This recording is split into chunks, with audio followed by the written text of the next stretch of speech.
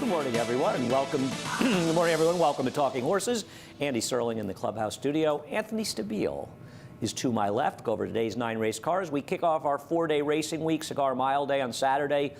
6 stakes in the card, 10 race cards, big fields throughout the day. It's going to be a really fun day of racing. We've got 9 today, 10 tomorrow, and 10 on Saturday as well. Sunday's card will be drawn a little bit later today. Different post times. We like to keep you on your toes. Anyhow, the way you want to play all those races, play them through NYRABet. So match up to a $200 deposit bonus. Go to NYRABets.com for more information and use the promo code. Think of Anthony Stabile, the Big A, or just Big A for short. Today, we're offering a $10 refund. If you bet $10 across the board and your horse doesn't hit the board, you get a dunce cap and $10 back. We ready? We ready to roll in today's 9 race card? We're ready. You almost got me, didn't you? You almost got me. You know, we joked on Saturday with my sister Nat, and I was sorry. I can't believe I left the dunce cap in my office at Belmont. I'm such a moron. You never go over there, do you? No, but I will. If it's Well, to get the dunce cap, I will. if you're going to go over there, remind me. I'll give you the key, and you can take the dunce cap and bring it over. But she lost, so really, I was right. I like to put that dunce cap on a few people after Saturday. The dunce cap always has a lot of value. Race number 1 today. We are off the turf today. Obviously, we had a lot of snow and rain. We have a couple of races, 2 stakes in the turf on Saturday. I imagine we'll run those. We'll see what happens with tomorrow's. Hopefully, we can get 1 and 1 tomorrow. But today, we are off the turf. Have that Central Park tomorrow. First, 2 of those horses are main track only for the Remsen. Yeah, so you don't want them to leave the Remsen. That would really deplete the field. And I doubt Todd would take both of them out anyway. Race number 1. I imagine that Look Both Ways will be favored. David had this horse 8-5 morning line, and we'll show you Look Both Ways running second last time out. I don't know where you have this horse in the mix. I have her third, and she obviously could win. Her last race was fast enough to win here, but she's 0 for 10, and man, she's had her share of chances, and she has been a short price in a half of her 10 races. And the 5 seconds, I just want somebody else, and also very much with the flow of the racetrack when she ran this day. This was when the track was very much holding together for speed, and just making it very difficult for horses to close into the races for whatever reason you want to decide. And I think she was helped by that. And I just thought there were more interesting horses. I did too. I have her 5th. I don't even have her on the board, to be honest with you. Well, that's a little silly. Well, I'll tell you this. If she's 14-1, she'll be somewhere, I can tell you. That's not going to be 14-1. Obviously, I just wanted to take chances with horses that didn't have as many opportunities, quite frankly, to disappoint. But why a bad turf horse on an off-the-turf race? It's going to take money because of its dirt race. Yeah, maybe I just want to try this horse first time on the dirt. At the very least, this horse has some speed to be forwardly placed. Race held together pretty nicely. Only 2 scratches in the field of 13, so it's still a big field. I'm going to play an early pick 5. I'm going to use 5 or 6 horses in here, and I think I take this horse. I don't think she seems like the horse you're supposed to be betting against significantly in this race because she's going to get bet off of bad turf lines and somehow get bet in a dirt race. She's not going to be anywhere close to her 8-1, and to me, she's the reason you're supposed to bet the race, to bet against her. Okay. You and I saw this race very, very differently. Yeah, I just didn't want the 0 for 10s, the 0 for 12s, and I just wanted to take a horse that hasn't disappointed as much. Well, because she's a turf horse, and a bad one at that. Race number, I just saw the race completely differently than you. I would never, ever pick a horse like the 8. Or Terralucci, who's tried the dirt. I mean, Terralucci seemed a little on the slow side, though not impossible. I didn't have her in the mix. I thought Pendolino was okay in here. Her race 2 back against Fight on Lucy and those horses, they're just much better horses than the ones she's running against. And the last time we saw her in a maiden claiming race in the dirt, she ran a 2nd place finish behind Bustin' Scones, so would probably win this race. She actually ran very, very well last time. I thought she was the horse to beat on the turf in this race. Her form is good, and her race 2 back I just thought was good enough to beat this field. There are other horses in here. I think you have to talk about Linda Rice's Becca Takes Charge. Linda Rice has good numbers for what it's worth. Maiden special, weight to maiden claimer off 180-day plus layoff, where she's 3 for 10. This horse is not much horse, though. No. A long way behind Cheatham Hill, and with her best finish, a 2nd place finish. She hasn't done much running in any of her races. In fact, you might be able to argue she did the most running in the turf race when she was forwardly placed and fell apart late. I don't know. I wouldn't argue that, but she certainly didn't do any running in any of her races. You know, I guess just based off the drop in the layoff and facing a bunch of horses that have had a lot of chances, yeah, I mean. All right, we'll move on to Light race went out. number 2, where there was a big scratch of Allure. Fever. Orlando Noda tweeted that out this morning. Two of his Okay. 3 runners will run. This horse had a little fever this morning. That's too bad. Allure will have to come back and play another day. We'll take a look at Crea's Brooklyn Law's last race. Now I have this horse second. You have him fourth. I think the question with Crea's Brooklyn Law is, did he completely turn a corner? Because this was a very impressive performance in this race. And if he runs back this race, he's going to win. Yeah, if he turned that corner, he's going to win, and he's going to win pretty easily. Where did this race come from, Andy? I don't know. Where did this race come from? You know, Linda's had this horse now. Linda Rice has had this horse for 4 months. And this horse didn't run anything close to this She's race. never run a race like this at all. I mean, never. And as you know, I've picked and bet this horse on a couple occasions and looked very foolish because the horses run terribly in those races. And last time out, I mean, the horse, like, exploded. And did he want to go a mile all along? But, I mean, you can't say that it was going the mile that suddenly he got 6 lengths better. It's just not supposed to make that much of a difference. Last time he went a mile, he had a perfect trip back in April here and didn't do any running the last 2:16 to the mile. 3 to 1. I agree. I don't know where that race came from last time. I think you're supposed to have him higher than Maybe. you do. You and I saw this race very differently. You like Zealous. I'm not Zealous's biggest fan. I've got him in there somewhere, but I'm not a big fan. I'm not either, but isn't he supposed to get a really good trip right off of Foolish Ghost in here? Foolish Ghost goes, and he's got to be just sitting the 2-hole, doesn't he? So what? Well, Why does that mean he's going to win? It doesn't, but I want him getting... And by the way, no, he's not. Crea's Brooklyn Law is probably in front of him. No, he's not very fast, Anthony. You think he's a lot faster than he is, so I'm not so sure. Oh, I don't think they're going to go that fast. I just But think you that think he has more naturally- speed than he does, and You I look think at pace, Crea's- okay. based on pace figures, he's not faster than either the 4 or 5. So we'll see. I think Dark Storm is the right horse in this race. I like Dark Storm. Dark Storm's last race against a field that he could beat, he ran a big figure and won in 86, and he really improved in that maiden win where he actually ran better than I think it looks. 2 races back, he met Mubermage and Gold Doro, and he was wide in that race, and that was a good rail. And last time out, he met Network Effect and Air Touch, and he was trying to close into it when a tough time. He was trying to close among horses in there and taking some dirt. I just think he's very logical in here. Yeah, I think he's supposed to be favored, to be honest It's with you. one of the stranger, if not the strangest, allowance contest, right? Just straight allowance contest I think I've ever seen, especially, well, in New York for sure, because all of these horses have run for a tag. It's very, very rare. Right, that it we looks see like a that. starter allowance. Yeah, it looks like a starter allowance when it's in fact an A at the end. We got to move on. Race number 3. Off the turf in race number 3 in the Tepin, I Dare You will be scratched, obviously, I would assume, not coming back in 2 days. And, you know, I Dare You won this race. You can see she was very much with the racetrack this day. And this is I Dare You winning her debut. The track was very kind inside runners and speed, and she was a little bit off the rail, but their speed helped her. She beat the sort of disappointing Mrs. S, but the 3rd place finisher, a firster for Todd Pletcher, came back with a huge effort in her next start, improved her figure a ton, like 20 points or so, or more even. I mean, you're talking about her against a bunch of turf horses, and I know More Glitter won in the dirt, but More Glitter's win in the dirt isn't going to beat this field. And she's just supposed to win this race. More Glitter, I better hope the rest of them can't run on the dirt at all for her to get any kind of money with that trip. The only thing that would concern me a little bit with the one is horses like Logic and Reason and Antoinette are naturally faster than she is, theoretically. So I'm not sure. I think Manny really has to come out of the gate running. I wouldn't want to make this horse have to change her running style because she has enough speed to have the lead in this race. I wouldn't want to let the turf horses get in front of her, boss those horses, make them take a little bit of dirt, and then just boss them around the track. Logic and Reason in particular, because I think Joel will sense the fact that he's on a faster horse than the quote-unquote dirt horse in the race, and I think he'll try and take the fight to I Dare You. I mean, when all said and done here, I Dare You is going to be, I would think, a prohibitive favorite in here. I think this horse got to be 3 to 5, 4 to 5. And, You would think. You know, if You know she can run in the dirt, and you don't know if the others can. Joel's one of the better riders in the room at identifying the horse to beat. And I think if he feels like that's I Dare You and he thinks that getting in front of her helps his chances and compromises hers, I think he'll take the fight to I Dare You more so than Antoinette or any of the others in here. We'll see what happens in race number 3, but I Dare You sort of is in a position where might just be the right horse. Hard to pick against her. Very hard to pick against her. I mean, listen, doesn't mean one of these turf horses won't like the dirt, But but it's they hard do. to- They might yeah. be able to beat her. But I Dare You's not bad either. It's not like she's some sort of 58 buyer And horse. if she takes a step forward off the maiden win, she's going to be ultra tough to handle. She's going to be extremely tough to beat. I Yeah. cannot agree more. Race number 4, the mile, lost a horse I liked a lot, Fabulous Fun. Wonder if this horse must have gotten a fever of some sort, because this is a race that was a bring back, though they changed it. They added a furlong and the field got bigger and tougher.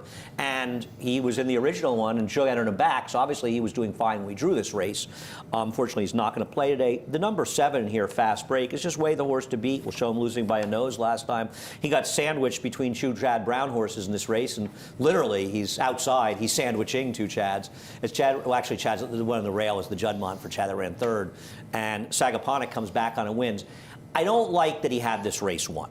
It was a 2-turn race. He's lugging in though, but I don't think you can argue this was a fast race. And I know he should have won this race, but he's still the horse to beat. You know, it was a fast race, and the fact that, you know, you look at these Monmouth 2-year-olds, and they come in here, and These are 3-year-olds. They've had mixes, 3-year-olds, the lightly raced horse, I should say. He ran the 78 first time out, and then he kind of, you know, he confirmed that effort with the step forward last time out. Yeah, you know, so it wasn't like I don't think either of those numbers are necessarily phony. The problem is they're both at Monmouth, and I think you want to see him come up. He was to involved in that bad State. DQ of long-term thinking. Yeah. Right. Yeah, I remember that. But he wasn't part of it, I don't think. Well, nobody was. But I mean, he wasn't. He really wasn't. Nobody part was, of it. including long-term Yeah. thanking. He's the horse to beat. I'm going to tell you something. I'm not sold on the horse you've picked, Mutakamil. I don't know about this horse. I'm not sure if any of his races are that good. I know he finished second to Mios, and that was okay. I don't know. Do you think he did any running last time at Keeneland? No, but he looked like a horse that was terribly in need of a race. He was 2-1. Yeah, well, I mean, the public's going to gravitate towards Chad Brown and Jose Ortiz, so you're going to get the short price on him last time out. Aren't you going to get one again today? I don't think he'll be as sure. I think he'll be the 3rd choice. I think David has it right. I think Fast Break will take a bulk of the money. I think it'll be hard to look past Kid Bourbon's last 2 races, which are both. Kid Bourbon's races are good. Yeah, I don't good disagree. races. There's nothing they're wrong good with his races. They'll be the 2 favorites, and Mutakamil will be 4th or 5th. You know, 7-2 or 4-1. He won't be, but he'll probably be 3-1. It's the power of Chad Brown. See, I think your horse is going to take some money in here. Well, he's not going to be 10-1, my horse, but he's also not going to be short of the Muktamil. No, he and won't. The Chad Brown factor can't be ignored. I mean, David even has perceived off of 2 bad turf races as a 4th choice in the year, and he's going to take money too. And I don't know why you would particularly want to bet on him. He hasn't done any running in his races. I like Road Home in this race. I bet Road Home last time, and you know, Road Home 2 races back comes out of that Chancelot race, and the Chancelot race has proven to be extremely strong. And every horse out of that race came back with big numbers. He comes back out of that race off a 9-month layoff, and he runs into Communicator, who they have to accelerate, who ran like he's going to win Grade 1s in the future, on the racetrack that was extremely prohibitive to horses that were trying to make up ground. And he ended up way back in that race. I mean, he was in another county, and he was doing a little running towards the end. Probably needed the race on a racetrack against him. I think you're going to see him be closer to the pace today, more in touch with the field, and I'm hoping he can get back to the form that he was promising early in his 3-year-old year. I have to bet on Road Home. I don't mind the Fabulous Fun scratch because I think I have another horse that's going to be a decent price that might be a reasonable answer. Sure. Okay. You know, I'll take my chance that Fast Break beats Kid Bourbon and Mutakamil, and hopefully Road Home can get it done. Race number 5. Race number 5, we picked the same horse in here. I think I want to start, though, and talk about the race that Sudden Surprise and Jewel Cadisco talk about. This was the race that weekend in November that just made it even more clear than I've ever seen on how ridiculously the track was playing. You've got Jewel Cadisco, who can't possibly run without the lead, couldn't make the lead and stalked, and still never stopped running. These horses up front went a fast pace, and they just kept on running, and not just like 1 or 2, but 3, 4, 5 of them. Nobody was able to gain any ground into this fast pace, and it was really a function of the racetrack more than anything else.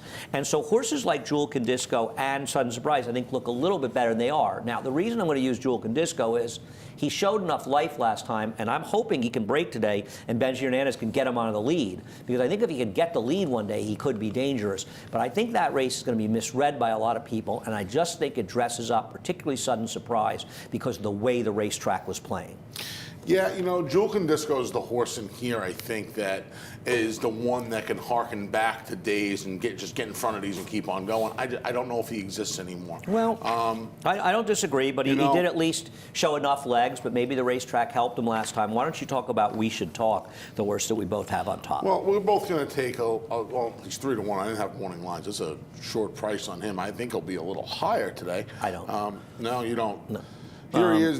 There he is, finishing second, and Blue Belt was third. You want to talk about this race? Yeah, I mean, I don't know. Okay. What happened in this race was the plan was here. Well, what happened was it was a ridiculously slow pace. They went very, very slow up front, and they came home at 23-2, and it gave a huge advantage to 5-star Bunt.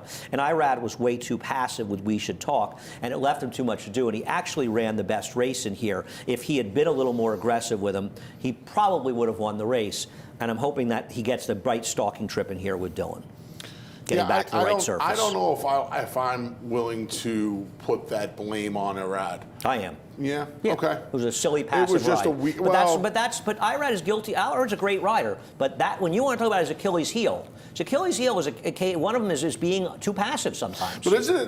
Don't you think it was hard that day to envision that pace being as slow as it was? So what? But that's the problem, Anthony. The problem is these riders make a decision before the race is run how they're going to ride it. That's an issue. And that's just ridiculous. That's Come an out issue. running and then let the race tell you what to do. I do blame Irad for that, actually.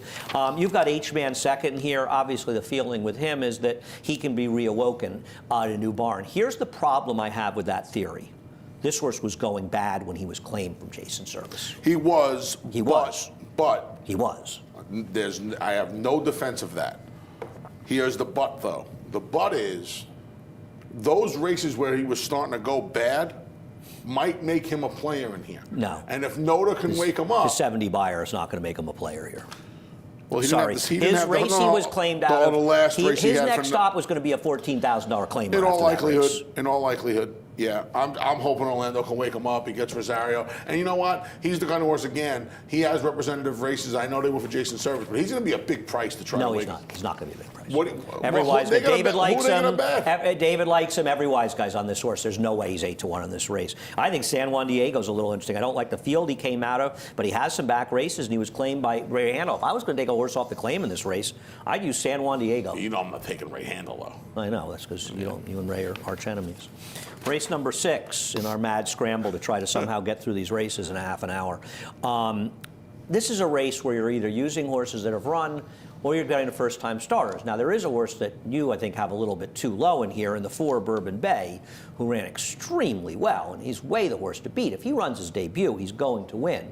He bangs into the gate coming out of the start, and he breaks a good 3 lengths slow in this race. And this was when the track was playing extremely kindly to horses who were forwardly placed. Now, he was outside, so theoretically he was outside the kickback, and if you believe the major reason for this was the kickback, he was outside of it. But even forgetting about all of that, this horse ran a huge race. He runs back to this race, and he doesn't get left. He's a cinch. Yeah, you know me and my silly quiet barns. The only horse that Mark Hennig's won with at this meet is Medine in the Tempted. Well, it should have been she's two. a stakes filly. This horse should have won, but he didn't. But I agree. Mark's barn had gotten very strong at Belmont and has definitely been cool. He's had some horses that were supposed to be running a little better that haven't. I agree. Yeah. I agree. I can't argue with that. There's no, like you said, you kind of want to decide with the horses that have run. You've got Dangerous Edge. Go ahead. Oh, no, you don't have Dangerous Edge. I took the fresh gelding for John Kimmel. Why? John's 2-year-olds, for the most part, have done okay this year. This horse didn't get bet. This was a race that was dominated. Its debut was dominated by 2 horses that were huge prices that ran 1-2. Seems like nobody's really come back out of that race, to be honest. But it was a while ago. He's a fresh gelding now. I'm just going to take a little shot at the horse. It's going to be a decent price. I want to use a handful in here. I'm going to use the favorite, obviously. I'm going to use some 7s. Dangerous Edge ran a race where Silly K came back and finished second in the stake race for Linda Rice. The 3rd place finished Chestertown, stretching out, did win here over the weekend. No big surprise on that $2 million horse. I'm not totally sold on this. And speaking of quiet barns, Weaver Barn has struggled this year. He has. They haven't had a period this year where they've been winning races. No question about it. But I mean, you look at the 3 horses that won the races this horse comes out of. Stakes, Champagne winner, Sleepy Hollow winner, second to Dream Bigger in the Notebook. I mean, these horses, he's running against horses that have already proven themselves in state-bred stakes races and the Champagne winner. So I'm not going to let him beat me. I know the barn's going cold, but, you know, another horse. I think Bourbon Bay is going to get better off the board here. He should get better. Yeah. I like First Deputy a little bit in here. Here's one for you. How about this? Turning back from a route to a sprint in the dirt with maidens, Belinda Rice. These are outstanding stats.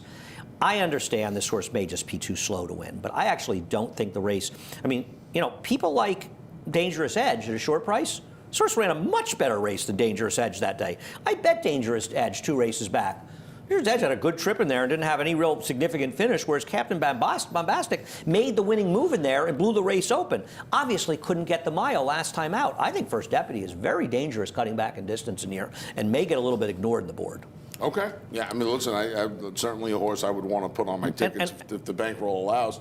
I'm not going to, I don't want this horse to beat me because this horse is going to be a good price. And first-time starters, I mean, Super Ego. Super Ego is $190,000. Worked 10 1/5. The 2-year-old sale is a half to Pause for the Cause. I think Super Ego, the 6th, the first-time starter, is very, very dangerous near. I won't be surprised if this horse takes some money. No, me either, because the runners haven't, save Bourbon Bay's race with the trouble at the start. They run okay, the runners in here. Yeah, the runners are okay, but nothing that's going to stop you from trying to take a firster that you think can run a little bit. Race number 7, and my friend of mine texted me, he's right, Cleon Jones does come out of the race. The Kimmel horse was in. He did not do any running, though, for that day, and he was actually very, very short priced. And then his connections told me in Saratoga before he won his next start, he wants long on the turf. I think he's a stakes winner now. He won like 3 of his next 4 starts all in the dirt. Good call with him. Yeah. It was like an intentional cold water that I didn't even ask for. I have Kingdom's Queen on top in race number 7. This is her race at Saratoga that she should have won. And I don't think this is a case of a horse that where has she been for the last 4 months. Dave Donk's entered her MTO a whole slew of times. We just haven't had races rained off the turf, and I don't think there have been too many opportunities for this horse to run going longer. So I just don't think she's had a chance to run. But I tell you what, he'd have made $1 zillion with her last Saratoga, in the 2018 Saratoga. Well, but he did fine because he won them all with that other horse, with that Maddie's Magnum. Yeah, right. Exactly Dave right. Dog should win some of war. Dave Dog is as smart of having horses ready, especially for the route off the turf races, as any trainer in the game. Excellent trainer. Rudy's good with doing it too. Excellent trainer, fantastic manager. Yeah, right. Really, just racing horses. No, I mean Maddie's Magnum. What he did with Magnum's Magnum, he should have got an Eclipse Award for what he did with Maddie's Magnum last year. I could have literally taken a coin. This is probably the race I spent the most time on. I could have taken a coin and when it was all over with and flipped it between the 6 and the 8. Well, I think the 7 could win as well. I mean, but those were the 2 I thought were the most likely winners of the race. Yeah, the problem with the 8 Kingdoms Queen, I don't know that she's going to be the 5-2 favorite here. I'm not so sure how this race is going to be bet. David's usually right, but I'm not sure. This is a confusing one. Because look at the Great Johanna's last race. Isn't she tough if she runs back to her last race? She is. You got to ask her to do it kind of quick, though. Jimmy Ferraro right got very live weeks. at Aqueduct last year, as you probably recall. Yeah. She's got to do it off 2 weeks, a little over 2 weeks. You know, I don't know what she's 3's getting a sneaky good ride here. I don't know what she. I don't know. This is my first. This is my first drop jock. Really? I called this one. Yeah. You had another one after that, didn't you? Yeah. No, nobody else. This is the only drop jock so far. Right, you just dropped a card. Yeah, right. I had a cancellation on me. You knocked off an entire card on Sunday. I got the whole Only Pick 5 Stabile knocked called off a race on Sunday, and they said, okay, that's enough. I was calling the 5th. I was waiting. Yeah, they couldn't take it. They couldn't never pull a blood. It's enough it is. The real reason we canceled. You have to. Yeah, I think you have to worry about the 2 weeks, but she was first-time Lasix last time, and I think it helped her cause. She ran. I think she also. She ran. She didn't beat much that day. I agree, but she ran. As far as Gracetown, why don't you talk about her? Hold this trader stat for a while. Well, she was, and again, talking about having to come back quick, she's got to come back in 2 weeks. She was chasing Queen Cahan on the wet track Hold the stat last and hold time. it, not show it. But okay. Here's a stat that Anthony never saw. For what it's worth, and Anthony never saw this one, the first time in a route, Linda's got very good numbers. Yeah. You can take it off now. I have to imagine that this horse is going to be either on the front end or probably sitting off a Summer Fantasy. But on the stretch out, Jose's going to be aggressive because that's what Jose does, and he's supposed to work. You don't think Junior's going to be aggressive with Great Joanna? Yeah. You don't think Girl of Toscanova stretching out is going to be closer too? She was the one I really didn't know what to do with him here. Girls of Toscanova was the other horse that she kind of gave me some headaches because she came back from that Compromised by a layoff. sloppy track last time, like Gracetown was. Right, you know. I just don't know if she can run anymore, but she did run very well off the layoff behind Cash Offer. But where did that race go? I don't know. It's gone. Well, you know, the thing is, two back, she was on the rail most of the race before angling out, so she was down on the inside.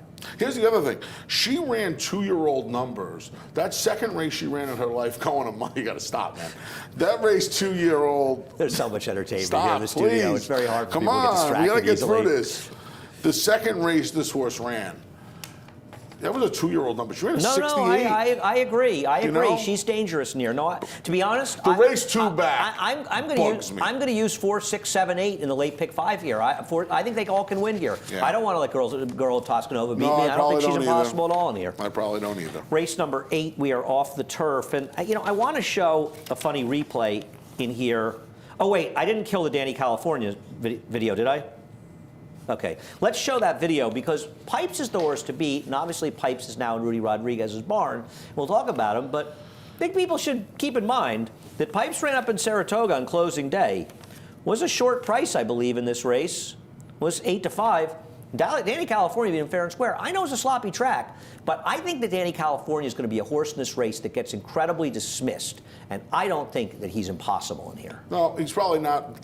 On this day, I think the 1 1/8 could have been his great equalizer over Pipes, who I think will appreciate facing this horse at the mile. With that said, I don't know, Anthony. That's a dubious claim. The reality is that Danny California is a dangerous horse in this race in the Noda Barn. His last race, keep in mind, he was a lot more compromised by Pipes last time.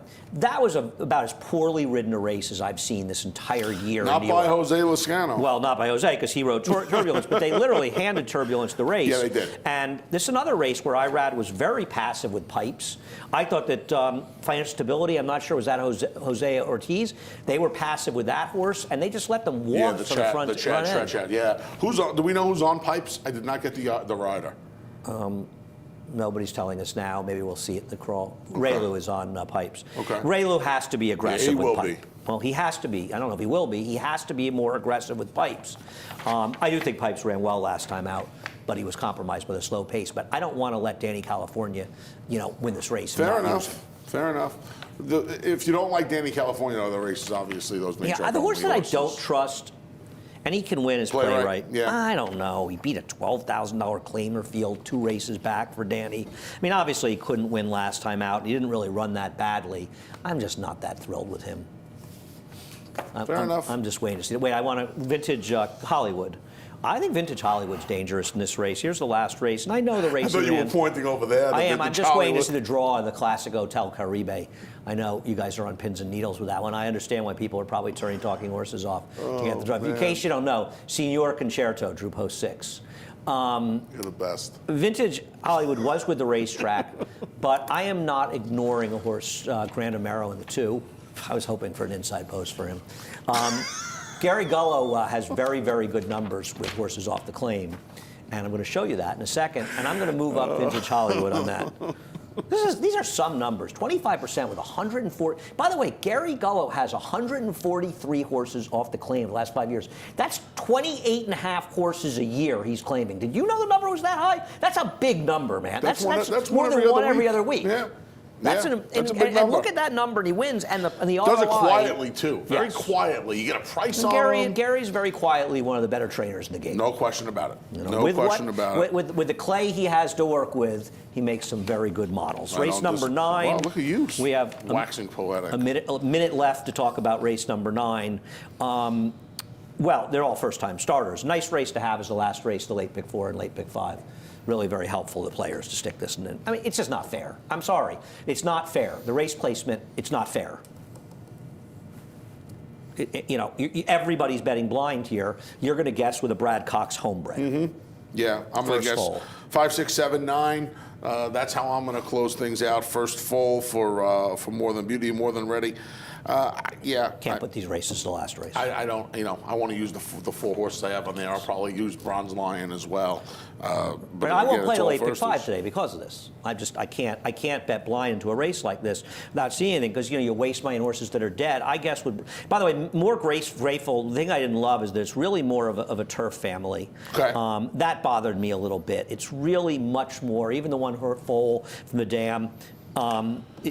She was a good turf horse. She was an 87 by the turf and 72 in the dirt. Bronze Lion is a half to big brownie. 4 of 7 were very solid runners from this one. They paid $160,000, a central banker. I guessed with this one for the Asmussen barn. These are the guesses. You've got Linda Rice. She doesn't win with a lot of these first-time I starters. got a funny feeling Gary Contessa's first, a Convict, can run as well. Yeah, 7. I saw David pick this horse. I think David picked this horse. Maybe I'm wrong. It's a Constitution who are going to get all over bet now. It's really more of a turf family. There's pedigree for even the 8. He got the Bruce bullet, though. He Turfman's horse, breezed Mr. the Tag. horse 6 furlongs. I like when